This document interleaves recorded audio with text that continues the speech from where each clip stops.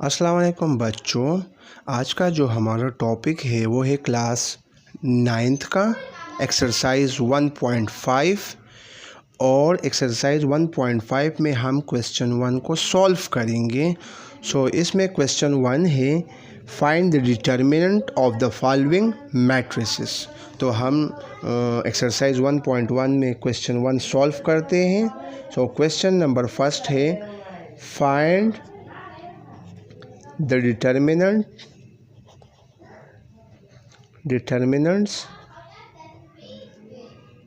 find the determinants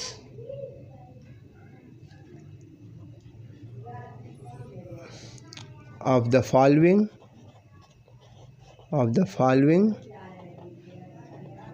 matrices। हम इस matrices का क्या फाइंड करते हैं, डिटर्मिनेंट फाइंड करेंगे। इसमें हम इसके कुल पार्ट्स है पार्ट्स 8। इसमें पार्ट फर्स्ट हम सॉल्व करते हैं। पार्ट फर्स्ट है गिवन। पार्ट फर्स्ट का गिवन मैट्रिक्स है A इक्वल टू 5 6 -4 1। इसका रिक्वायर्ड क्या है? हम इसका क्या फाइंड करते हैं, रिक्वायर्ड है to find determinant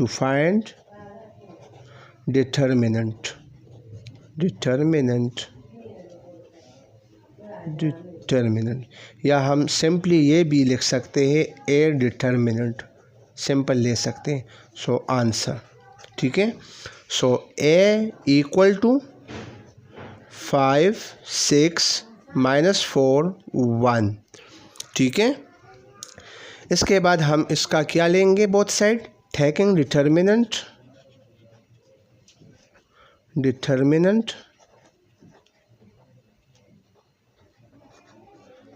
on both sides. हम इसका बोथ साइड क्या लेंगे, डिटर्मिनेंट लेंगे। A determinant equal to 5 6 -4 1।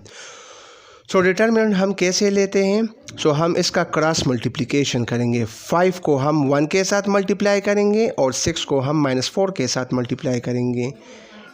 Determinant equal to 5 multiply by 1, फिर बीच में हम माइनस लगाएंगे और 6 को हम मल्टीप्लाई करेंगे -4 के साथ। ए डिटर्मिनेंट इक्वल टू 5 1 ज़ा 5 -6 मल्टीप्लाई बाय -4 -24 आ गया यहाँ पे। A determinant equal to 5 minus और minus plus 24। A determinant equal to 29। A का जो डिटर्मिनेंट आंसर आया तो वो है 29। अब हम इसका पार्ट नंबर 2 सॉल्व करते हैं। पार्ट नंबर 2 की तरफ बढ़ते हैं। पार्ट नंबर 2 है पार्ट 2 गिवन। पार्ट 2 का गिवन है, ठीक है, B इक्वल टू 4 -2 5 13। हम इसका रिक्वायर्ड अभी लिखेंगे। क्या फाइंड करते हैं, B डिटर्मिनेंट। ठीक है। सॉल्यूशन में हम क्वेश्चन को अगेन लिखेंगे। 4 -2 5 13। ठीक है। टेकिंग डिटर्मिनेंट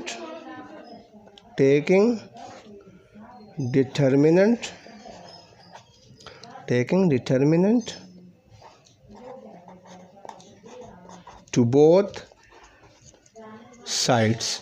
हम बोथ साइड पे क्या लेंगे, डिटर्मिनेंट लेंगे। B determinant equal to 4 -2 5 13। ठीक है। B डिटर्मिनेंट इक्वल टू, हम 4 को 13 के साथ मल्टीप्लाई करेंगे। 4 मल्टीप्लाई बाय 13 माइनस बीच में लगाएंगे और -2 को 5 के साथ मल्टीप्लाई करेंगे। B determinant equal to 4 multiply by 13 से आता है 52 माइनस और -2 मल्टीप्लाई बाय 5 -10 आता है यहाँ पे। इसके बाद B डिटर्मिनेंट इक्वल टू 52 और माइनस माइनस प्लस 10 हो जाएगा। सो B determinant equal to 62।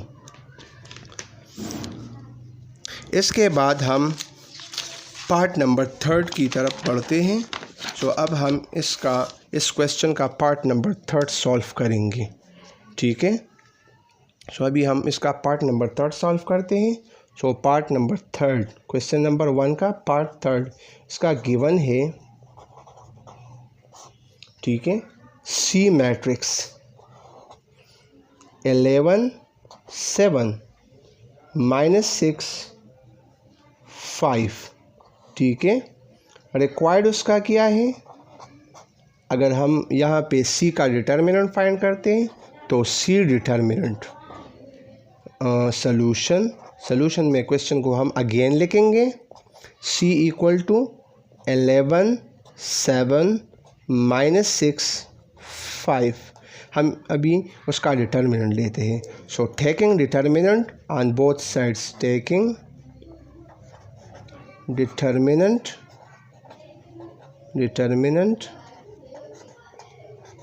to both sides. So C determinant 11 7 -6 5, ठीक है।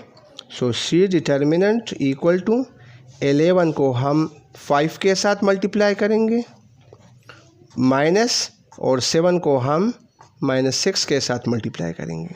सो C determinant equal to 11 multiply by 5, 11 5 ज़ा 55 माइनस 7 मल्टीप्लाई बाय 6 माइनस 42, 7 6 ज़ा 42।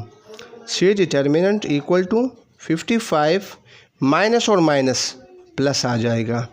फिर हम 55 को 42 के साथ प्लस करेंगे। सो जब हम इसके 42 को 55 के साथ प्लस करेंगे, सो ये इस तरह प्लस होगा 55 प्लस 42। सो किस तरह प्लस होगा? 5 + 2 7 और 5 + 4 9। सो सी का जो डिटर्मिनेंट आंसर आया वो है 97। अभी हम इसका पार्ट नंबर 4 सॉल्व करते हैं, ठीक है। सो आइए चलते हैं पार्ट 4 की तरफ, ठीक है। पार्ट 4 गिवन पार्ट 4 है D इक्वल टू 5 6 -8 -9, ये पार्ट 4 है। रिक्वायर्ड उसका क्या होगा? रिक्वायर्ड उसका होगा to find determinant. So D determinant इसको फाइंड करते हैं। सो डी इक्वल टू 5 6 -8 -9, ठीक है। इसके बाद हम लेंगे taking determinant to both sides. So D determinant equal to 5 6 -8 -9, ठीक है। सो डिटर्मिनेंट कैसे लेते हैं? सो 5 को हम -9 के साथ मल्टीप्लाई करेंगे, 5 × -9 माइनस और 6 को हम -8 के साथ मल्टीप्लाई करेंगे, ठीक है। इसके बाद डी डिटर्मिनेंट 5 × -9 तो -45 आ जाएगा। फिर माइनस और 6 × -8 -48 आ जाएगा, ठीक है। D determinant -45 minus multiply by minus से आएगा +48। सो अगर हम इस तरह कर ले कि -48 प्लस -45 + 48, तो इसको इस तरह सॉल्व करेंगे कि 48 से हम 45 माइनस करेंगे। सो 8 - 5 3 आएगा और 4 - 4 0। सो डी डिटर्मिनेंट का जो आंसर आया वो है 3। इसके बाद हम सॉल्व करेंगे पार्ट नंबर 5। सो आइए चलते हैं पार्ट नंबर 5 की तरफ। सो पार्ट 5 है पार्ट नंबर 5, ठीक है। सो इसका गिवन है, इसका given E equal to 2p minus 3q r minus s, ठीक है। अब हम इसका रिक्वायर्ड लिखेंगे। सो इसका रिक्वायर्ड है ई डिटर्मिनेंट, ठीक है, ठीक है बच्चों। इसका ई का जो डिटर्मिनेंट हम अभी फाइंड करेंगे। सो किस तरह फाइंड करते हैं, तो आइए चलते हैं इसकी डिटर्मिनेंट की तरफ। So E equal to 2p minus 3q r minus s, ठीक है। अब हम डिटर्मिनेंट बोथ साइड लेंगे। So taking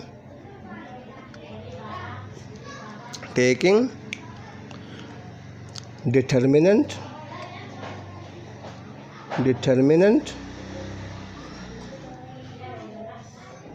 to both sides। So हम डिटर्मिनेंट लेते हैं। So determinant equal to 2p minus 3q r minus s, ठीक है।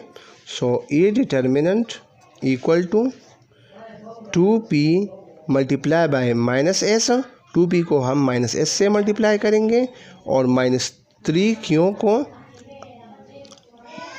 r के साथ मल्टीप्लाई करेंगे। So E determinant 2p multiply by s minus 2ps minus और माइनस 3q को r के साथ, तो माइनस 3qr, ठीक है। ई इक्वल टू माइनस 2ps और माइनस मल्टीप्लाई बाय माइनस से बच्चों क्या आएगा, प्लस 3qr। तो इसको हम अरेंज करते हैं। So E determinant equal to plus 3qr को पहले लिख लें और माइनस 2ps को बाद में लिख लें। सो ये आपका डिटर्मिनेंट आ गया। तो आइए चलते हैं पार्ट 6 की तरफ। अभी हम इसका पार्ट 6 सॉल्व करेंगे, ठीक है बच्चों। तो उम्मीद है कि ये सारे पार्ट्स आपको समझ आए होंगे। अभी चलते हैं पार्ट 6 की तरफ। सो पार्ट 6 है गिवन, पार्ट 6 का गिवन लिखेंगे। सो गिवन उसका है f इक्वल टू 1 0 0 1, ठीक है। तो आइए चलते हैं बच्चों इसकी डिटर्मिनेंट की तरफ। सो इसका रिक्वायर्ड लिखेंगे। सो रिक्वायर्ड है f डिटर्मिनेंट। क्या फाइंड करेंगे, तो f डिटर्मिनेंट फाइंड करते हैं। सॉल्यूशन की तरफ चलते हैं। सो अगेन क्वेश्चन लिखेंगे 1 0 0 1, ठीक है। Taking determinant